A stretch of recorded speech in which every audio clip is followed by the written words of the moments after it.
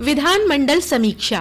आइए सुनते हैं विधानमंडल की समीक्षा। सबसे पहले सुनते हैं विधानसभा की समीक्षा। लेखक हैं योगेश नारायण श्रीवास्तव। विधानसभा में आज बेरोजगारी के मुद्दे पर सरकार के जवाब से असंतुष्ट होकर समाजवादी पार्टी के सदस्यों ने सदन से वॉकआउट किया। शून्य प्रहर में समाजवादी पार्टी के सदस्य इंजीनियर सचिन यादव, पूजा सरोज, कमाल अख्तर ने प्रदेश में बढ़ती बेरोजगारी और प्रतियोगी परीक्षाओं के पेपर लीक होने का मामला उठाया। सपा सदस्यों ने कहा कि सरकारी विभाग में हजारों पद रिक्त हैं, यदि उनमें नियमित नियुक्तियां कर दी जाएं तो बड़ी संख्या में लोगों को रोजगार मिल जाएगा। जवाब में प्रदेश के श्रम और सेवायोजन मंत्री अनिल राजभर ने कहा कि बेरोजगारी प्रदेश में बड़ी चुनौती है, लेकिन सरकार इस चुनौती को स्वीकार कर उसका सामना कर रही है। सरकार बेरोजगारी उन्मूलन की दिशा में सतत प्रयासरत है।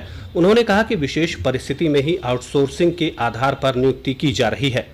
उन्होंने कहा कि बड़े पैमाने पर पुलिस में पारदर्शी तरीके से नियुक्तियां हो रही हैं। उन्होंने कहा कि बेरोजगारी के प्रति सरकार कितनी गंभीर है, इसका अनुमान इसी से लगाया जा सकता है कि हम विदेशों में भी लोगों को नौकरियां दिलाने की दिशा में प्रयासरत हैं।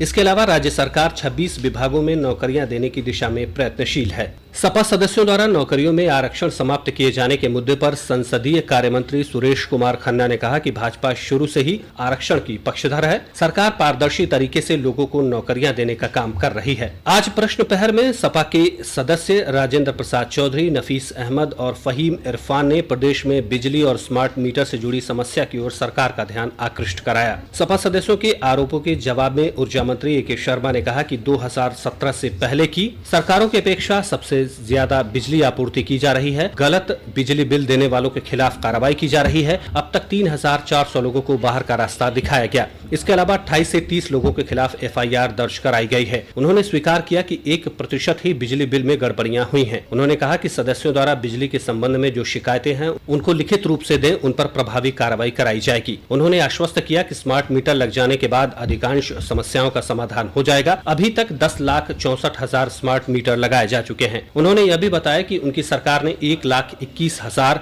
मजरों का विद्युतीकरण किया है। उन्होंने यह भी आश्वस्त किया कि विभाग की विजिलेंस टीम में महिलाओं को भी शामिल किया जाएगा। शून्य प्रहर के बाद शुरू हुई बजट चर्चा में भाजपा के पंकज सिंह, अंजुला माहौर, अलका अर्कवंशी, रमापति शास्त्री, सपा के शिवपाल यादव, डॉक्टर रागिनी सोनकर सहित अन्य दलीय विधायकों ने हिस्सा लिया।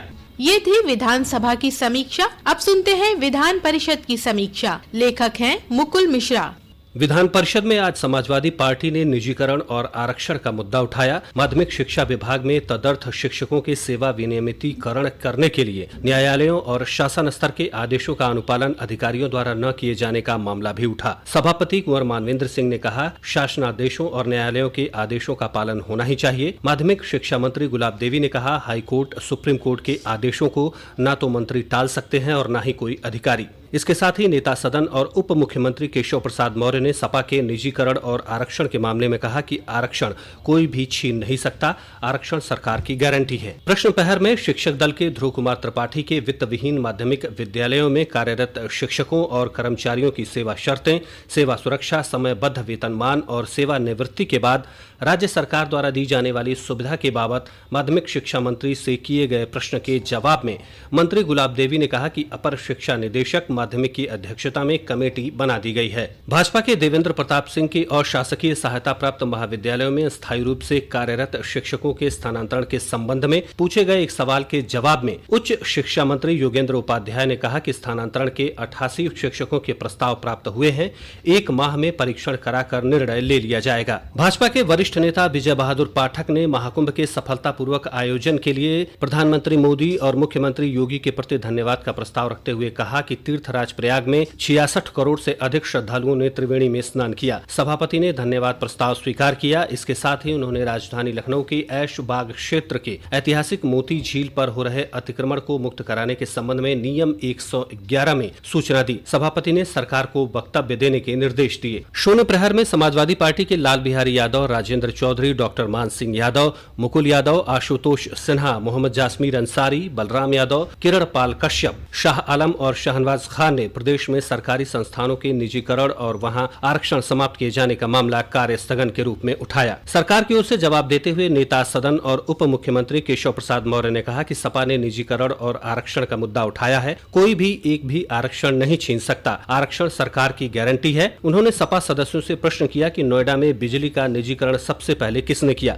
उन्होंने कहा कि आप बिजली के निजीकरण का विरोध कर अपने ही नेता की आलोचना कर रहे हैं। इसके बाद बसपा ने निजीकरण किया। उन्होंने कहा कि हम नया उत्तर प्रदेश बनाने का काम कर रहे हैं। महाकुंभ की प्रशंसा करते हुए उन्होंने इस आयोजन को सफल बनाने के लिए सभी को बधाई दी और कहा कि इससे प्रदेश की अर्थव्यवस्था में 3 लाख करोड़ का उछाल आया है, रोजगार के अवसर आए हैं और आगे भी आएंगे। निर्दलीय समूह के राज बहादुर सिंह चंदेल और डॉक्टर आकाश अग्रवाल ने वित्त विहीन विद्यालयों को मान्यता दिए जाने वाली नई व्यवस्था की संशोधित नियमावली को संविधान के नियमों के विपरीत होने का मामला कार्यस्थगन के रूप में उठाया। उन्होंने कहा कि जो विद्यालय संस्था को उच्चीकृत करना चाहते हैं उनको छूट दी जानी चाहिए। माध्यमिक शिक्षा मंत्री गुलाब देवी ने कहा कि मामला शासन स्तर पर विचाराधीन है और जल्द से जल्द समाधान होगा। शिक्षक दल के ध्रुव कुमार त्रिपाठी ने तदर्थ शिक्षकों के सेवा विनियमितीकरण के संबंध में न्यायालयों द्वारा दिए गए दिशा निर्देशों और आदेशों का अनुपालन न किए जाने का मामला कार्यस्थगन के रूप में उठाया। अभी आप सुन रहे थे विधानमंडल की समीक्षा। लेखक थे योगेश नारायण और मुकुल मिश्रा।